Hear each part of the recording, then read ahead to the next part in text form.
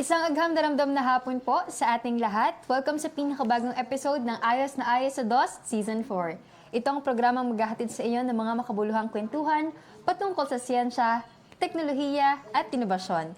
Kayo ay nakasubaybay sa DOST Central Luzon Facebook page, sa Radio Agree 90.1 FM, ang official radio station ng Philippine Center for Post-Harvest Development on Mechanization of Filmic at Success Network Community Channel. Ako po ang inyong lingkod, Doreen Custodio, ang mga kasama ninyo ngayong Lunes alas 3 hanggang alas 4 ng hapon para sa ating makaagham na programa.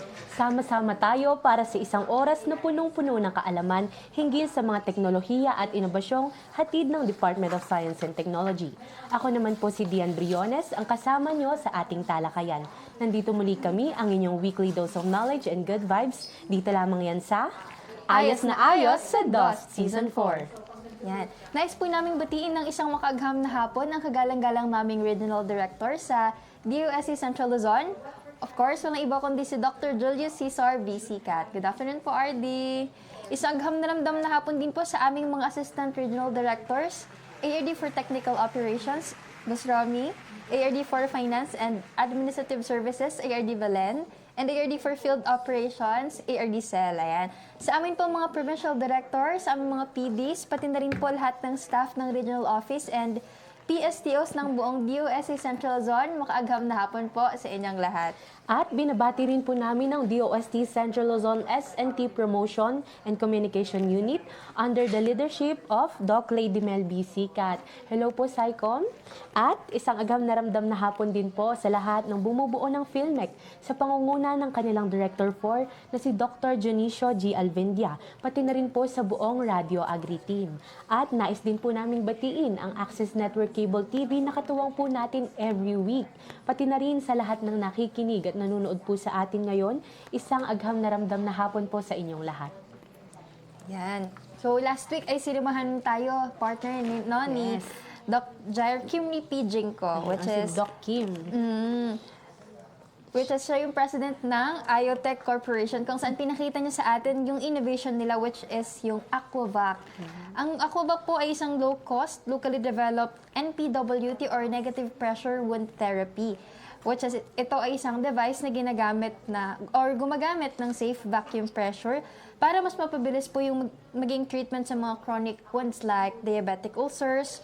Nakakatulong din siya to lower infection risks and of course, ma-shorten yung hospital stay. So, pag short yung hospital stay, ibig sabihin, mas kukonti yung magiging bayarin natin, which is napakalaking sakit ng ulo or laking stress, laking burden sa ating mga patient. And of course, sabi nga ni Doc, hindi lang sa mga patient, no, kundi mismo sa mga nagbabantay, no? Malaking isipin 'yon sa mga nagbabantay kasi aside sa nagagamit yung mental na kukonsume yung mental health nila, no, syempre yun nga, dahil matagal yung stay sa hospital, malaki yung magiging gastos. So, dahil dito sa NPWT, malaki yung magiging help niya to shorten nga yung hospital stay ng ating mga pasyente. Yes, tama ka dyan, partner. At itong Aquavac na to, ang galing ng origin story niya, di ba? Parang yung gumagamit kasi ito ng technology na similar sa aquarium pump, di ba? Isipin mo yun. Kasi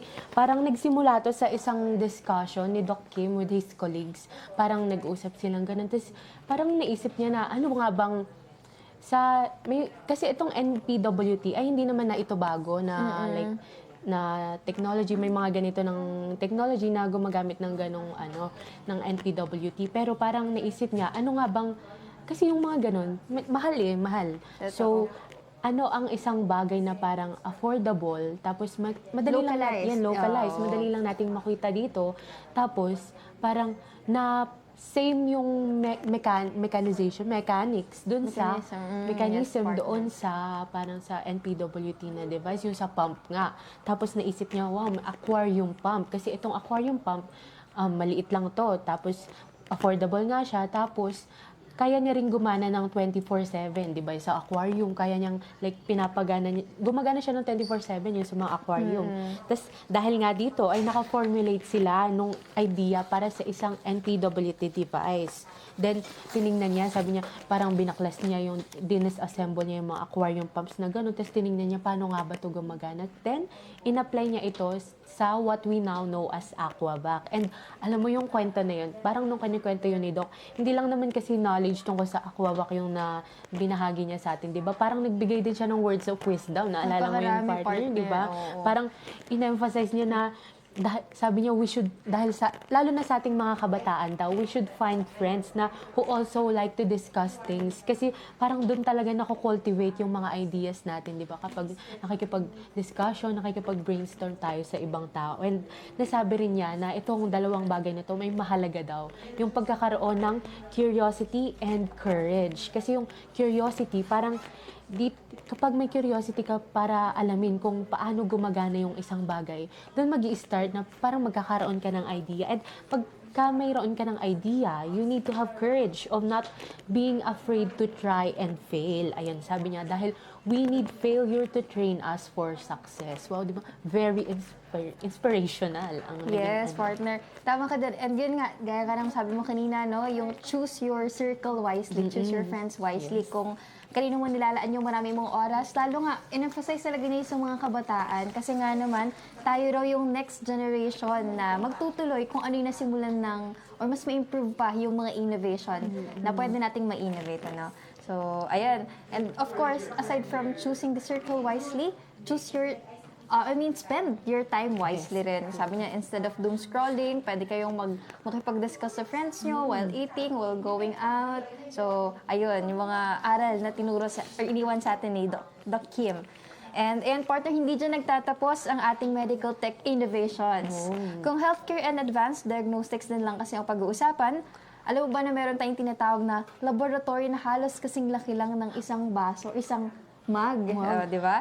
Yes, tama ang rinig niya mga kaagham. Mula naman sa DOST TAPI, meron tayong local molecular device na talagang nagpapadali sa pag-detect ng mga sakit, which is, yun nga, supported siya ni DOST TAPI. Ano? So, para mas makilala pa natin ang inobasyong ito at ng kwento sa likod ng pagbuo ng innovation na ito, pakinggan po natin at panoorin ng isang maikling audiovisual presentation. I was wondering, how long does it take to get lab results? In most parts of the Philippines, lab testing could take days or weeks. To this day, there are many Filipinos who do not have access to laboratories and medical specialists. And this long delay can be dangerous. Diseases can quickly worsen without proper diagnosis and timely medical intervention. Sadly, this gap in the health sector has been around for years. Could there still be a way to bring the lab to our communities? Yes, definitely. We have the 2.0 by Manila Health Tech Incorporated. It's a portable, mug-sized molecular diagnostic device. What kind of diseases does this device detect? With Liam 3.0, we can strengthen disease surveillance and outbreak response for diseases like dengue, leptospirosis, and other infectious diseases. That's nice, but how does this device deliver lab-grade accuracy? Liam 3.0 uses isothermal technology, and it also features an onboard optical detection system, wireless connectivity, and AI-enabled multi-disease panels, so you can expect accurate results in less than an hour. And was this already tested in the field? Of course, Liam 3.0 has been validated through several field deployments and clinical settings across the Philippines. This is science within reach, technologies simplified, And diagnostics without borders. This is Philippine Now, Philippines, new opportunities worldwide. activating innovations from within.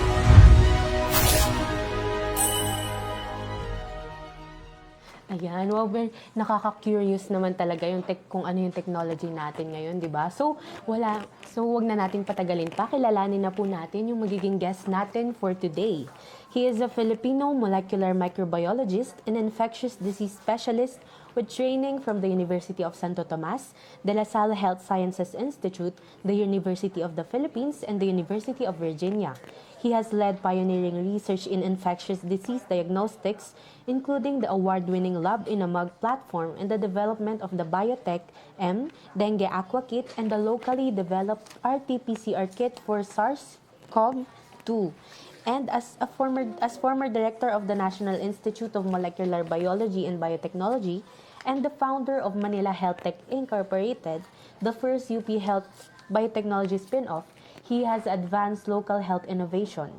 His contributions have earned numerous national Presidential Lingkod Bayan Award, recognition among the top 100 Asian scientists, the Alberto G. Romualdez Jr. Outstanding Health Research Award, and the Bio Asia Individual Award. Wow, very decorated pala ang guest natin for today. Kaya naman po, wag na po nating patagalin pa. Sama-sama nating i-welcome ang CEO and President ng Manila Health Tech Incorporated, Dr. Raul V. Destura. Ayun, welcome po, Doc. Good afternoon po. Hello po, Dr. Magandang Raul. agham sa lahat. Thank you, Diane and Lorraine, for the kind invitation to join your show today. And thank you din po. Thank you so much po, Doc. Ayan, welcome po sa Ayos na Ayos sa DOS. Ayan. Ay, kamusta naman po kayo ngayon, Doc? It's been a very busy month. No, I just arrived from the BioAsia meeting to present the Labinamag sa Asia Pacific region. No? So I'm very thankful that the government has supported the sharing our technologies, no, to the ASEAN market, and also from the London Tech Week supported by TAPI. No? So we're very thankful na nasa global stage na ang mga ginagawa natin sa Pilipinas. Congratulations po. Ayan, unang basa ko pa lang po sa pangalan ng device, Lab in a Mug, na curious na po ako kung ano ba to, kasing laki ba to talaga ng mug or itsura ba niya mug? Kung mag ba talaga siya? Oo, nakita natin sa AVP na meron talagang parang tasa kasi nga meron pang hawakan, may tenga dun sa gilid. So, literal po bang kasing laki po ito ng isang coffee mug? And paborito niyo po ba ang kape, Doc? Kaya po dito niyo po nakuha yung inspirasyon. Well, of course, majority of us who burn the midnight oil always looks for coffee, no? But it's really dawned on us when the first design came out. It's about the size of a Grande Americano cup, no? Where you can actually use that. And then, nag-evolve siya into the second version. And then the client was looking for the original design. So, yung pangatlong iteration, ginawa na talaga namin siyang itsurang mug. Thanks to a very an emerging startup company from the Ateneo Group, no, called Ansilo. Sila yung kinuha naming partner to design the third version of the Labin na Mug unit, to pay homage to the wording na Labin na Mug. Second, to send out a message that in order for our biotechnology industry to prosper in the country, we should help each other out, no? So even if we are not as highfalutin as the multinational companies, we wanted to share the little resources we have to let other startup company also hold its footing, no, in the Philippine landscape. So itong Ansilo company run by scientists from the Ateneo Group, they're really amazing young scientists and engineers in the group, and they're also very visionary. So we asked them to redesign the third version kasi gusto na namin mag-shift from an analog unit to a digital unit, no? So sila yung nag-interpret ng mga gusto namin maging bagong feature ng unit. So sila rin yung gumawa ng mock-up model that we have used, no, at the London Tech Week and at the BioAsia conference in Taiwan. So hopefully by the end of the year, the unit prototypes will be ready for scaling up now. Wow. Dami na agad na share ni Sir, no? Na parang yung plans in the future pa nila. So, ayan. Ayun. And ayun po, parang commercial lang po. Para po sa mga Facebook Live viewers natin, kung may tanong po kayo mamaya para kay Doc, i-comment nyo lang po ito sa DOST-Central Luzon live stream. Ayun. Ayan. So, yun po, Doc, maaari po ba niyong ipakilala ang inyong sarili? Ayun po, ang inyong company. And ano po ba yung mission ng Manila Health Tech Incorporated? So, my name is Dr. Raul Destura. No, I am a clinical molecular microbiologist and an infectious disease specialist by clinical training. But I'm also a researcher in the area of diagnostics and artificial intelligence. So, the company Manila Health Tech has been in the country for a while already. We are on our 13th year. We are the spin-off company from the University of the Philippines, Manila. At mayroon na siyang mga subsidiary company. One on artificial intelligence and healthcare, one on molecular diagnostics and next generation sequencing. So meron tayong first ever clinical genomics and genetic services in the country, wherein we do our own sequencing and bioinformatics ng mga clinical patients. Kasi yung mga research activities, kailangan ibigay natin yun sa Philippine Genome Center. So yung challenge lang na mag-create ng clinical genetics testing, yun yung kinover ng Manila Health Tech. And we have a sales and distribution company and a genetics counseling care and company as well to do the pre and post test counseling. So yun ganun siya nag-grow as an organization. So, parang isa po pala itong spin-off, Doc, company ng...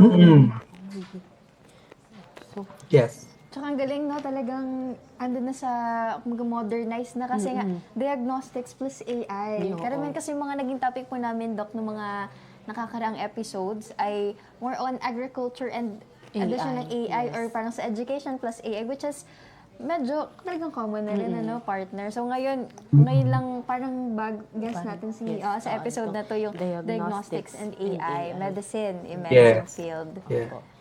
and, Doc, para naman po sa listeners po natin, napag-usapan po natin itong Manila Health Tech. Ito naman pong Lab in a Mug, Doc. Ano po ito and paano po ito gumagana? So yung Lab in the Mug, this is the third iteration of the original Lab in the Mug, funded by the Department of Science and Technology, Philippine Council for Health Research and Development, at saka yung NTAPI. No?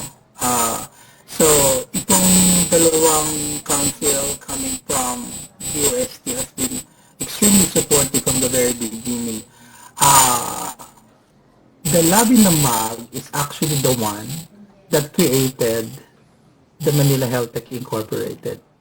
So, kaya with its flagship technology, yung dengue diagnostic kit. So, ang ginawa namin, same platform, same technology, in-upgrade lang namin into a digitalized framework kasi all of the kits that we have developed through the Lab in the Mug has been field validated. So we have to maintain the specs of the unit.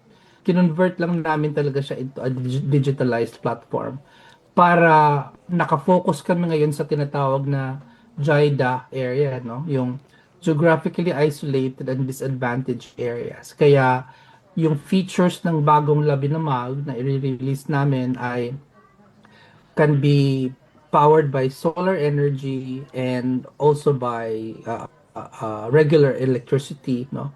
In that sense, no? Rechargeable.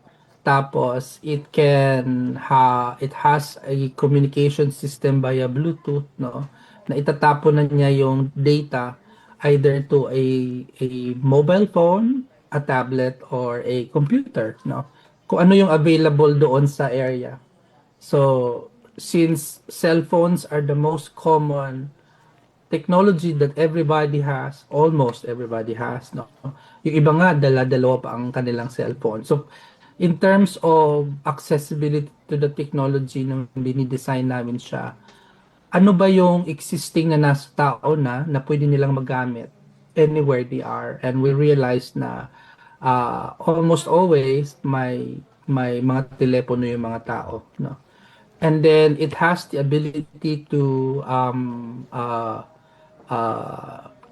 synchronize the information at the national level, and it has the ability to geotag. So imagine meron kayong mapa ng Pilipinas, pag niraran mo yung test using the software, pag nag-positive, it will geotag kung saan yung location without disclosing who these patients are, kasi siyempre may privacy yan, no? Ang purpose lang natin yung diagnosis. Magkakaroon tayo ng parang real-time heat map, no? Nung sakit. And then it will give you an idea kung tumataas ba ang cases doon or hindi masyado. So, kung limited ang resources natin, madadirect natin yung resources to locations where it's actually needed. Ang tawag dyan is precision public health, no? So that's why even with simple technologies like this, kailangan din kasi natin isipin yung national picture. Paano ang teknolohiya makakatulong sa programa ng gobyerno sa pangkalusugan bahagi. So, we are trying our best na when we create technology, it is supportive of existing program para hindi tayo yung kanya-kanya or working in silos, no? So, and that's very crucial in technology development. So, yun yung ginawa namin for the lab in the MAG unit, no? So, it can detect multiple infectious disease. Meron kaming tinatawag na mosquito fever panel. So, almost all of the viruses na kinakarry ng certain type of mosquito like Aedes aegypti and Albopictus it's the same mosquito for dengue, chikungunya, Zika, no? Ay kayang i-test na with this unit. And then yung isa pang TAPI awarded technology na sinuportahan din yung biotech neglected tropical disease kit, schistosomiasis, salmonellosis, and leptospirosis. Pwede rin gamitin yung lab in the MAG unit. So yun yung current initiative, and then madadagdagan pa siya ng madadagdagan, covering both communicable and non-communicable disease, no? So that's why we are very excited dito sa ginagawa namin, at we are really very thankful for the government support in developing this technology. Ang goal na lang namin ay sana i-adapt, no, at the national level para ma-create talaga natin yung biotechnology ecosystem in the country. May grupo ng gobyerno na nagpopondo sa research, may grupo din ng gobyerno na tinitake on yung pinondohan ng gobyerno, no? In terms of research. And then when that's become a closed loop system, it will generate new jobs. Yung mga graduates natin sa science and engineering, they have more reasons to stay in the country. And that's how we're trying the ecosystem. It's not just about creating a startup company. It's actually building the country's economy driven by science and technology innovations. Ayan, Daldal ko, no? Ang dami kong sinasabi. Isa lang yung tanong. Oh, sorry. ang daming purpose, ang daming layunin ng technology or innovation nila, Doc. And isa sa natuwa ako yung sa geotag, hindi kailangan, totoo naman, hindi yung sa pagpapangalan ng patient. To which yun nga, i-geotag nila para malaman kung ilang cases na ba yung dito sa lugar na to. To which very helpful siya, lalo, yun nga, nabanggit nga ni Doc, no, merong yung dengue, chikungunya. So, yung mga ganong kaso, inaalam talaga kung saang location kasi nga, ayun, para ma-prevent, para kumbaga ano yung lugar, magkaroon ng intervention doon sa lugar para malasan yung mga ganong case. Which, yun sa dengue talaga, yun talaga, lugar talaga yung unang inaalam, ano? Gulat nga ako kasi nung parang akala ko lang umpisa, parang ano lang to yung sabi nga ni si kanya-kanya na 1, 2, 3, kanya-kanya. Parang kapag may ganito ka ay gagamitin mo lang siya as diagnosis sa parang sa sarili mo lang, pang sarili. Pero pwede pala, yun nasisync pala yung data niya, di ba? And on a national level. So, ayun nga, very useful talaga siya, lalo na sa yung sa panahon na may mga yung kumakalat na ano, kapag siguro viral itong disease na to, ganun. Very useful talaga itong lab in a mug nga. Galing. Tsaka partner, ayun nga, nabanggit nga kanina Doc, ano, yung sa part na hindi ka dapat mag-start or kumbaga para yung kanya-kanyang sarili-sariling program. So, meron ditong innovation dito, meron ditong innovation. Pero why not support mo yung other programs para lumawak pa yung maging sakop? And yun nga, meron na nga existing. So, why not dito ka maglagay ng another intervention, another innovation. So, yun yung kwento ng Love in a Mag. So, ngayon po, Doc, ano naman po yung pangunahing layunin po ng innovation po na Love in a Mag? Well, ang main purpose talaga namin dito yung tinatawag na creating access, no? Accessible technology to yung pinaka-powerful na platform na naimbento ng tao, no? Ever. Ito yung molecular amplification technology. Ina-address kasi nito yung problema with yung mga lateral flow test, yung NS1, yung mga ganyan. O. Kasi yung sensitivity kasi ng test na yon naapektuhan ng prior immunity ng pasyente.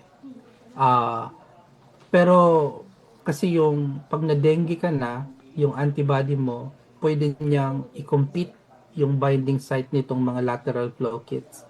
Kaya nagpo-false negative. Pangalawa, ang hinahanap mo sa dengue, yung secondary dengue kasi ito yung mas severe. Yun yung bumababa ang sensitivity because of prior immunity. Kung molecular test ang platform mo, ang target mo yung virus, no? Hindi yung antibody. So, nami-maintain yung sensitivity regardless kung primary or secondary dengue. That was the layunin of this technology, no? To address that diagnostic gap and then creating a platform na mas mura dapat sa PCR technology, na hindi nabibili ng PCR machine, na hindi na yung mga ganyan, no? Na mas less ang requirement for setting it up. So, if you boil it down together, isa lang ang mensahe, no? Access.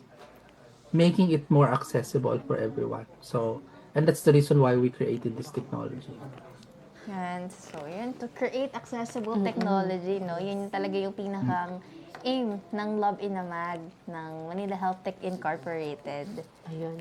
And, Doc, paano naman po nagsimula yung idea para rito? Kanina, sabi niyo po, itong current po na Love in a Mag ay pangatlong version na po siya. Pero yung umpisa po, paano po siya nagsimula? And paano po yung journey niya mula dun sa una niyang version hanggang sa ngayon po? Nasa third version na po. Yung pinaka unang dahilan nito is really when pag pinakikinggan mo yung pangangailangan sa field, saka ka magde-develop ng technology. So, ang meaning niyan is sometimes being a researcher, para siyang humbling experience. Let's say, ang dami mong training from outside, uuwi ka, tapos you feel that your training is ang primary need talaga nung kababayan mo. Tapos pagbalik mo, iba pala yung hindi naman na hindi importante yung mga ginawa mo, may mas importante pa pala. So it becomes a lesson of humility, no? Na to listen first to what the country needs before what you want to do to your technology. So yung ginawa namin, yung nag-field study kami at that time, ang problem noon was sunod-sunod ang outbreaks ng dengue. Tapos yung diagnostic test, maganda pag primary, which is hindi naman kailangan i-hospitalize, bumababa yung sa secondary. So may mga pasyente na ibabalik sa ospital kasi dengue pala. And then nagkakaroon ng sometimes catastrophic outcome. So when that problem arises, balik kami doon sa research table and ask ourselves, paano ba natin matutulungan yung diagnostic gap na ito? So,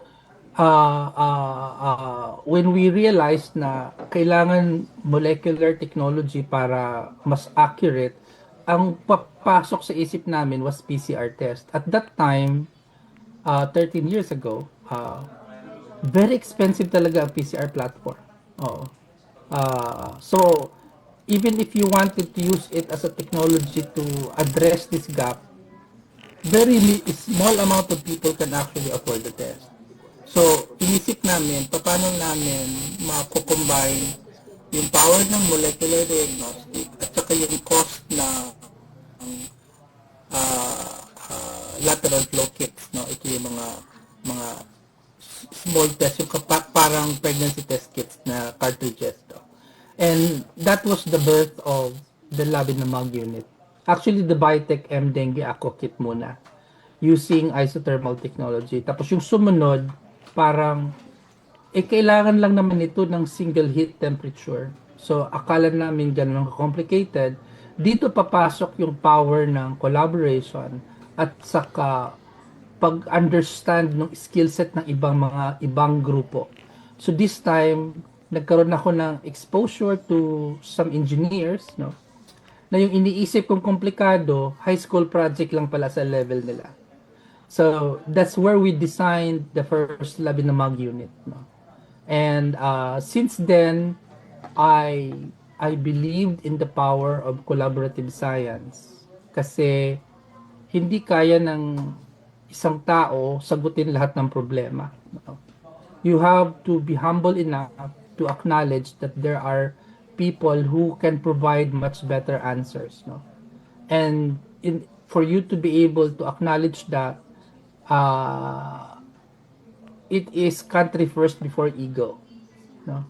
So dapat you have to learn how to collaborate with everyone else and acknowledge some of your strengths that you can put on the table and acknowledges some of your weaknesses that others can put into the table to complement yours. And for me, that is the ingredient why we were able to successfully create the technology all the way to FDA approval, no? So it's the same formula that I'm using now. That's why I'm supporting some startups company, no, to grow with us, no, in the Lab in the Mug project. Hindi naman kailangan suluhin yan kasi ang problema naman is beyond you, no? It's the country.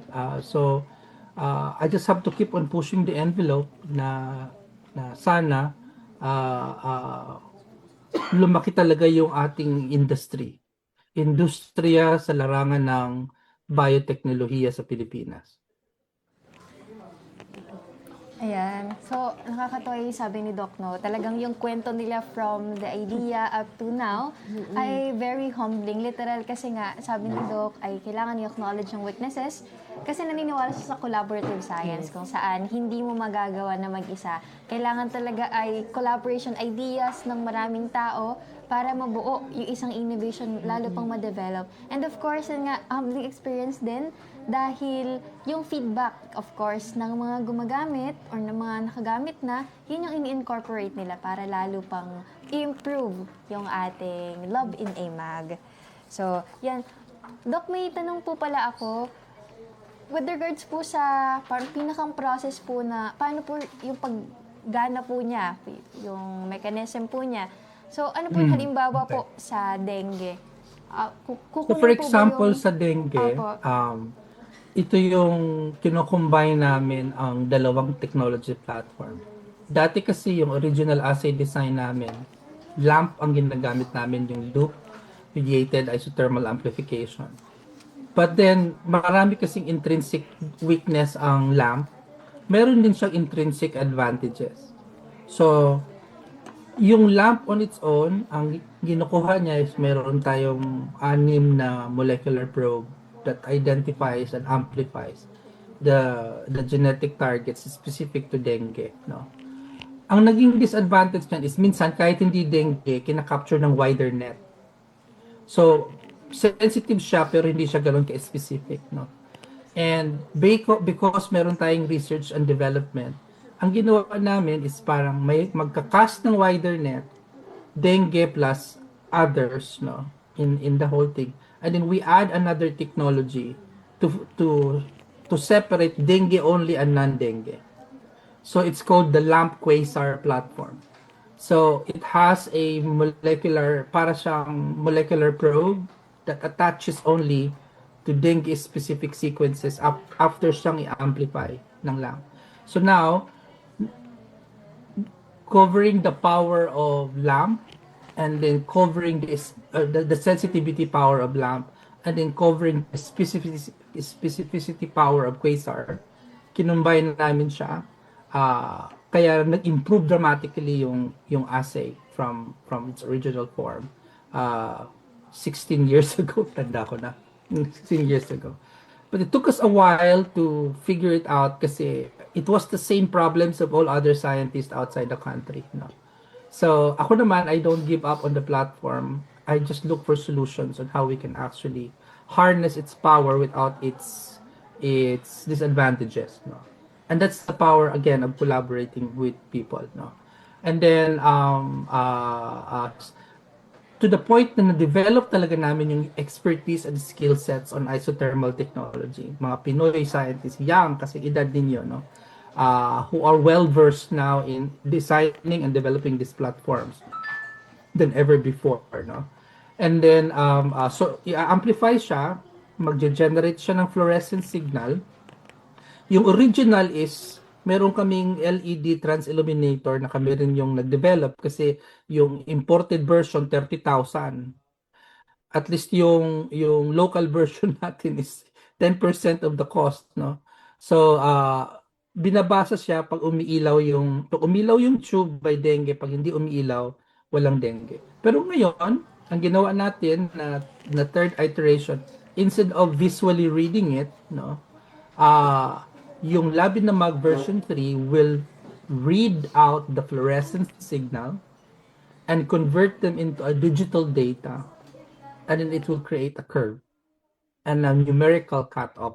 So hindi na mababawasan na yung visual reading bias ng technologist kung umiilaw ba o hindi, umiilaw ba o hindi. So yung mga gray zones mababawasan because it will be read as a digital cutoff non-numerically. So that's the entire platform, and we have amazing engineers and molecular biologists from the Ateneo group who is actually helping us make the LIAM-3 in its full form, no? So yun yung isa sa kini-create namin na initiatives ngayon. Ayun. Doc, additional question po, blood sample po ba yung ipapasok kay Lab in AMAG? Or meron pong ibang, halimbawa po sa SARS-CoV-2 naman po, ano po ba yung parang specimen po na ilalagay po natin kay Lab in AMAG? For dengue, we're using blood sample. So, kaya ang part of our development now is yung prick method wherein that blood sample, we can extract already the viral DNA na ino-optimize ngayon ng team namin. But the current platform is the standard blood draw and then standard viral RNA nucleic extraction, and then you do the LAMP amplification. So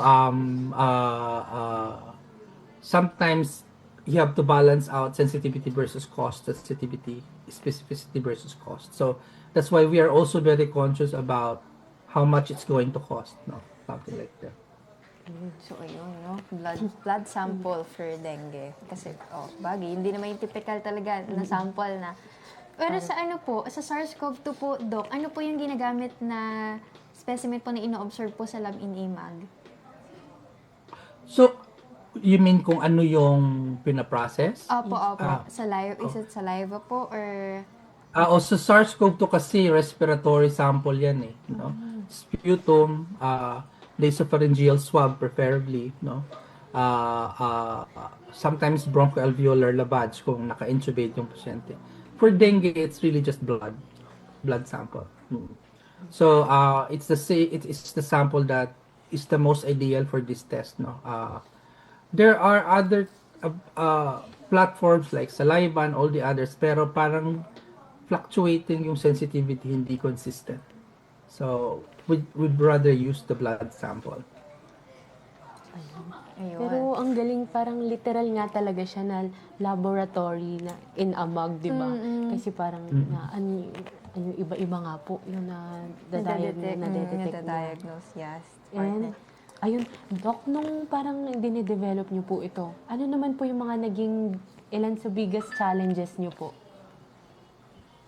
Well, ang biggest challenges talaga namin nung dinidevelop namin siya is the getting the right assay that fits the requirement for a good diagnostic test. Took us quite a lot of time and resources to put it all together. Thanks to the grants provided by the UST na itawid namin sa kabila. Yung pangalawang challenge namin was the device. Kasi syempre, designing the device is one thing, scaling them up and manufacturing them is another. Okay, so yung supply chain requirement is the third problem, no? And then yung tinatawag nating cost of goods. Maganda nga yung technology, ang mahal-mahal naman ng ingredient. Hindi pa rin mo siya magiging affordable. So, yung supply chain management and control was also very crucial in running the manufacturing sides and scaling up of the technology. Na thank God that God has been guiding us where to go. Nakahanap kami ng reliable raw material manufacturing partners para pag dinevelop namin yung mga kits, the cost of good is not as expensive as 10 years ago. So, but it took us a lot of trial and error and partnerships with multiple raw material sources around the globe and finally found a reliable source of good quality. Kasi kung good quality yung raw material mo, good quality din yung assay mo. Granting that the assay is well designed, ha? That's a different story. Ayun. So, yan talaga isa sa biggest challenges nila, Doc, ay yung getting the right assay nga, no? Tsaka yung pag-scale and manufacture ng device. And nabanggit din ni Doc yung sa supply management control. Tama po ba? Yes. Supply management control, which is malaking factor or malaking challenge para sa kanila yung sa pagmamanage, yung sa yung control ng supply management. So, tsaka, kasi nga, di ba, nabanggit ni Doc na yung pangunahing purpose naman kasi talaga, parang nila ay creating access. So, mahalaga, accessibility. So, mahalaga talaga na makita natin yung, like, yung tamang supplier, kung yung maayos, tapos yung affordable din. Kasi, yun naman talaga, di ba, parang, paano magiging accessible yung isang technology sa public kung hindi naman siya like affordable. Hindi low cost, ano? So, ayun po, Doc, sino-sino naman po, gaya po na nabanggit nyo kanina, meron pa po ba, or sino-sino po yung mga naging katuwang nyo sa pag-develop po ng Lab in a Mag, and ano po yung naging papel ni DOST po para sa innovation po na ito? Okay, naku, dami. Napakadami. Yung number one na katuwang ko ay yung mga matatapang at masigasig na young men and women ng Manila Health Tech and its organization, from the janitorial services all the way to the top. No? Marami kaming pinagdaanan together. Lots of challenges along the way. Isipin mo, sa mayayaman na bansa, ang starting capital ng biotech company. Starting pa lang, wala pa mga series A, B, and C, no? Nasa $25 million na, no? And then we started with 1% of that, no? So it was really a challenging situation for us kasi very young ang biotechnology industry sa Pilipinas. And hindi ganun ka-risky ka-risk taker ang mga local investment group to actually work in the biotech company. We have to prove ourselves every step of the way. Sometimes 2 steps forward, 5 steps backward. But the most important thing is we just keep on going. So the young men and women of Manila Health Tech, the researchers, the support staff, the executive group, no, the sales and distribution arm, the manufacturing arm, kung wala sila, hindi rin kami magsusurvive through thick and thin. No? And then the second group that is very crucial to us yung tinatawag na academic partnership support. No? Yung suporta ng University of the Philippines Manila to its spin-off company is very truthful to what spin-off company is defined by the Tech Transfer Act. Yung nanay at tatay, ang universidad, yung kapitbahay at kaibigan, yung family members who put in the money. No? So that's spin-off kasi. Ang startup kasi is you have the resources, you get out of the university and start the company yourself. You pull out the IP.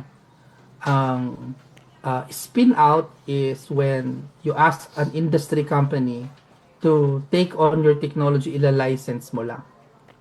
So since nung time namin, wala namang may gusto mag-take on ng technology kasi nga, risky, bago, untested. So off the table na kaagad yung spin out. Startup, wala naman akong pera na kaya kong ilabas yung IP from the University of the Philippines and create my own company and leave the university. Pero sa spin-off, based on the Tech Transfer Act of 2009, may incentive yung faculty na pwede ka pang mag-leave for a year or two with pay para lang mag-succeed to create the company. So yun yung naging gateway ko to be able to survive, no? I'm sure pag may pangarap ka, sometimes you have to keep your day job to support you or something like that. So that's the second group that I'm very thankful for, the academic sector support. No, the third group that I'm very thankful is the government support, like the Department of Science and Technology, who has put in a lot of trust and patience to what we are trying to achieve. Because it's not always has been a perfect journey. No? May mga kinks talaga along the way. Sometimes you have no control, lalo na nung COVID, no, na yung pag-o-order mo ng reagents while doing your research work, nakakabaliw, no? It was really crazy, so ang daming nagiging challenges in procurement. Pero they stood by and help us out, figure it out. No? So that's the third thing that I am very thankful about the whole thing. The fourth one is the private sector. Like for example, yung din-develop namin African swine fever kit, even if we didn't get from government procurement, the private sector were the ones that actually helped us survive with this kit. No, it would have been a great honor for us to serve our country, to be able to supply those diagnostic platforms at the government level. But hopefully, people will warm up someday. But the impact kasi niyan is if there are huge support from those agencies, they are not only helping build the biotech, they're actually going to help create jobs now and stability and growth of the local biotechnology industry in the country. Na pag nag-grow, yung private sector outside the country would say, bakit pwede na tayo maglagay ng investment sa Pilipinas? Kasi yung local biotech nila may takers. And then it brings in the cycle of innovation within the country, including foreign investments. Kailangan lang talagang may makaintindi beyond a very narrow lens, that very short-term thinking na if they are really interested for our country to grow economically wise, sometimes people need to think beyond their term. Kasi sometimes the investments and support is for the long haul. So the private sector, I am very thankful for that. So, and then of course, the last one is yung mga kababayan natin. I remember during COVID times, they rallied behind us to support us succeed, despite of our challenges being a very small biotech company. So there are so many things I am very thankful for that I don't have time to dwell on the difficult parts. No? So you just have to keep on moving, no? And moving. And reality check to those startup, please do not be disheartened when things are so extremely difficult. No, there will be, if it's your time, the one up there will send you the right person or persons. No, to help you move to the other side, no? So um uh, kaya I am very passionate about what I do, and I'm very thankful that you guys are giving us a voice, no, in this area. And all I'm asking is for for all of us to give our Filipino scientists and engineers a chance to serve their country on the things they love doing the most, which is S&T and innovation. So, yun, para kung pare, ang dami kong sinabi. Oo. Indeed, no? It is a collaborative science. Kasi ang dami naging partner nila, sir. Sabi nga ni Doc, no? Yung unang-una, yung Manila Health Tech Incorporated, yung mga young men and women. And of course, the academic partners, the government, and also private sectors. And lastly, of course, the Filipino citizens. Ayan. And kita mo talaga yung passion. Kita-kita po namin yung passion niyo, Doc, and yung parang Yun yung sabi ni Doc, ang dami niya nasasabi. Yun nga, doon Opo. natin isa sa proof lang talaga yun. Na na passionate. parang ano po talaga pa, binuhos niyo po yung your everything dito po sa project na ito. And nakikita rin po yung pagiging grateful ni Doc sa lahat ng sumuporta sa kanila. Pati nga sa mga Filipino people, Oo, di ba? totoo. Nag-ano po sila, sinuportahan po kayo, lalo po nung COVID po, Doc. Pandemic. Nung pandemic yes. po. Yes. Wow. And, Sige, partner. ayun, Doc, sa ano naman po, yung sa, sino naman po yung mga pangunahing makikinabang po sa technology po na ito? Ang number one talaga na magbe-benefit ay yung vulnerable population. Ito yung may mga high density areas where mosquitoes are actually thriving. And then the risk of developing the disease is high. Ang goal kasi natin is confirmatory test. Yung mako-confirm kaagad na mayroong dengue with certainty, no? And if that's the case, mabilis yung reporting, mas mapapaaga yung intervention and control. Kasi mayroon ng formula ang DOH on how to combat dengue. Pwede lang, with getting this kind of information early, pwede nilang ma-intensify yung control para ma-reduce yung outbreaks and in certain areas na high density population at very high ang mosquito burden. So, yung pangalawa na vulnerable dito, yung children, no? Sila yung hindi maka-adjust sa rapid shift ng body needs, no, to maintain your blood circulation in the presence of dengue. Sila yung vulnerable to go into dengue shock, to dengue failure, and even deaths. So, ito yung mga tina-target natin na sana kahit papano makatulong tayo na ma-reduce yung mortality burden ng disease. Kasi wala pang gamot, wala pa tayong bakuna na ginagamit locally. Sa mga pagsusuri, ang single most important factor in improving outcome and survival is early detection. Kaya itong technology na to is most powerful when used between 0 to 5 days of illness. Wherein this is actually the one that is the window period for diagnosing the disease para makapag-early intervention tayo. So that's why it fits the bill. And all it takes is really just to test it out. Ayan. Nabanggit ni Doc na it's a confirmatory test. Tanong ko po, Doc, kung ito po ba halimbawa po, nailagay na po yung blood, tapos nagkaroon na po may result na pong inilabas si Lab-NA-Mag, ano po yung next doon? Kailangan pa po ba ng isang physician to verify the results, or kailangan pa po ng isang medical technologist or other expert po sa medicine? Yeah, by Philippine law, ideally, all laboratory tests needed to be signed off by a pathologist. So kung mayroon tayong mga pathologist na who wants to give their time and support, pwede nilang i-support itong mga testing sa mga local government unit, no? Minsan ang nagsa-sign off ng result is a medical technologist and then followed by a pathologist, just like. Kaya lang ngayon, because of access, medyo difficult ma-implement yung ganyang mga policy kasi nga marami may sakit, kulang ng pathologists that can handle all of these needs. No? But there is kasi a program created by the Department of Health to make the diagnosis more accessible at the local government unit. No? So hopefully between DOH and LGU, no, ma-incorporate siya into the testing protocol. Yan. So sa mga nakagamit naman po ng Lab Inimag, ano po yung naging feedback po ng mga patient po natin?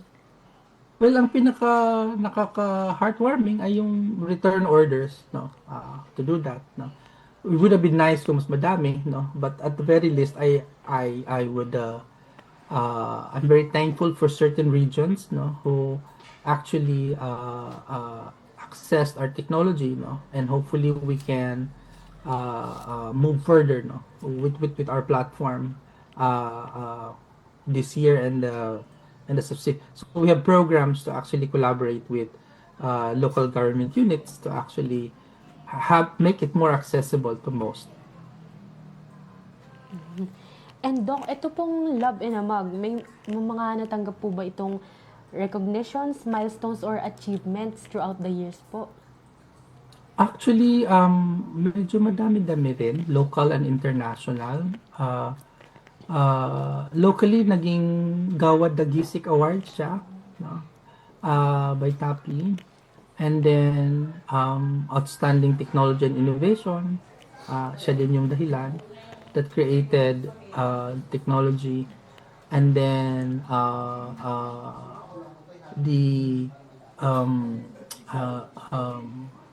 technology for Presidential Lingkod Bayan, no, is also part of that. No. Internationally naman, it won a gold medal in the International Invention and Exhibition in Geneva. And then it passed the ASEAN NDI panel of innovations. I think, I remember it correctly, there were like 28 technologies presented by the ASEAN group. Dalawa lang ang pumasa, one from Indonesia and one from the Philippines, and that is the dengue diagnostic kits. No? So parang we really did our homework to create something that is worth Filipinos' utilization. So, but we are continually raising our flag to champion technologies developed by our local scientists and engineers. No? So, yeah, so marami rin siyang recognition is specific to the Lab Inimag, no? In this case. Sobrang dami na rin po pala.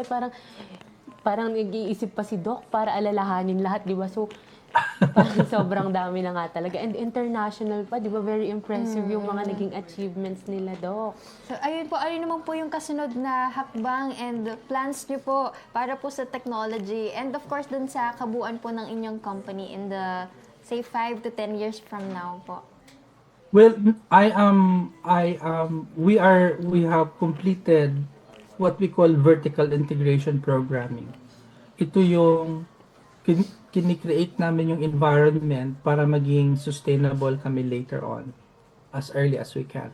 That's why we have an AI system, we have a distribution system, we have a manufacturing system, we have a diagnostic laboratory services system, and then we have a research and development arm. There is a reason for that because the end goal really is integrative technology. Ito yung pinagsasama-sama mo yung strength ng bawat technology platform and bring it all the way down to the primary care level.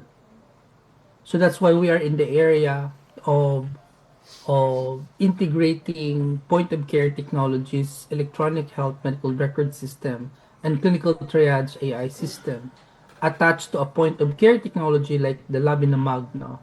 And an AI system that can help our barangay health workers, midwives, makes actionable decisions at their level para hindi yung nahuhuli na lang palagi.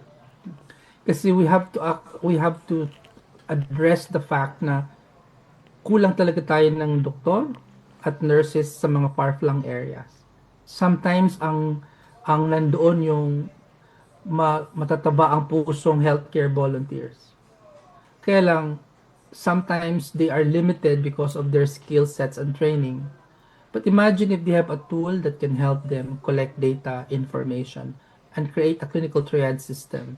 Saying na when you input the information, they are trained to do so. Sabihin, kailangan ito dalhin sa tertiary hospital ngayon. Ito, pwede itong alagaan sa bahay. Ito yung guidelines ng Department of Health on how to take care of these cases at home. There will become an empowering system. So, ang pathway namin forward is integrative clinical systems, no? That combines all of this technology into a framework that is designed to operationalize and improve supply chain, early detection, early epidemiologic tagging of cases, no? Ang goal ko talaga is parang bigyan ng as many tools as we can sa ating government, no, Department of Health, DILG, para lalo pa nilang mapagserbisyohan yung kanilang constituents, no. And if we can, because I cannot be a mayor, I cannot be a senator, I cannot be, but I can certainly be a scientist. So which means that I have to do my part, no, to create those technologies that they may need, no, to serve their country and their constituent. And that's the role I'm willing to play, no, in this case. So that's the forward direction of the company in this case. Integrative Clinical Diagnostic Platform. Yan, talagang yung Clinical long-term and Public plan. Health Diagnostic Yes Platform. po. Long-term plan nila, Doc, is talagang to help the marginalized and, of course, yung most vulnerable sectors of the country. Yes. No? And Doc, sa mga interested naman po sa technology na ito, saan po sila pwedeng magtungo or sino po yung pwede nilang kontakin? They can send an email to talk to us, TALK number 2 US at manila-healthtech.com. So, ayan po, para po sa ating mga Facebook Live viewers and also listeners, itatype po namin sa comment section yung contact details po na pwede nyo pong kontakin sa Manila Health Tech Incorporated. Ayan. So, Ayun, may comment po tayo dito mula po sa isang viewer from Ma'am Ems Castillo Grande po. Congratulations po, Dr. Sir RVD. We are so proud of you po. Ayan. Thank you. Salamat. ayan. So, meron po lang po tayo dito isang question, Doc. How does it differ? Paano raw po ba, wait, check natin. Paano raw po naging iba yung Lab in AMAG dun po sa typical na ginagamit na pang-diagnose, or how does it differ? Paano po sila naging similar? Okay. So, yung platform namin, ang pinsan yan is PCR. So, to simplify. Yung NS1, IgG, IgM, ang platform niyan ay antibody at saka antigen detection. Ito yung ang itsura niya yung parang pregnancy test, yung may mga linya-linya. No? Ang similarity nila is both are used to diagnose dengue. No? Ang difference nila is yung sensitivity. No? So, kung mayroon kang dengue, first time ka palang nagka-dengue, yung NS1 test will work very well. Mataas ang sensitivity.